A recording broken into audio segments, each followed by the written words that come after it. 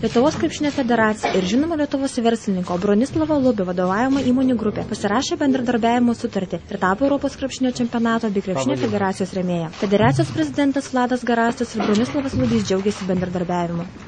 Tikrai yra istorinė data, istorinis momentas, kad gerbiamas prezidentas sutiko paremti krepšinio federaciją. Tai yra labai puiku ir mes tiesiog net didžiuojamės, kad jūs sutikot padėti tokių mums labai reikšmingų momentų, įvykių, kada bus pravedamas Europos krepšinio čempionatas.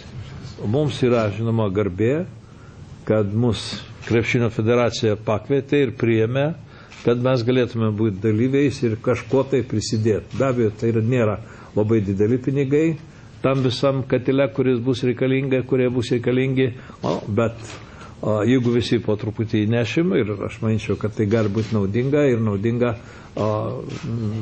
įvairiais punktais, įvairiais klausimais.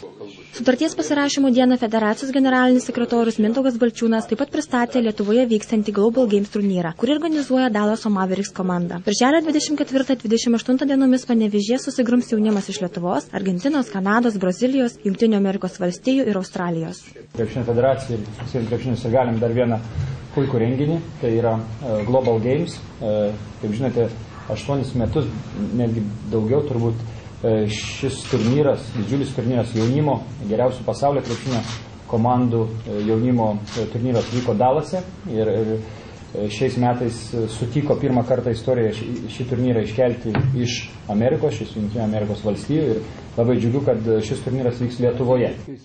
Eurobasket 2011 rugpjūčio-rugsėjo mėnesiais vyks 6 Lietuvos miestuose – Vilniuje, Kaune, Klaipėdoje, Šiauliuose, Panevėžyje ir Alytuje.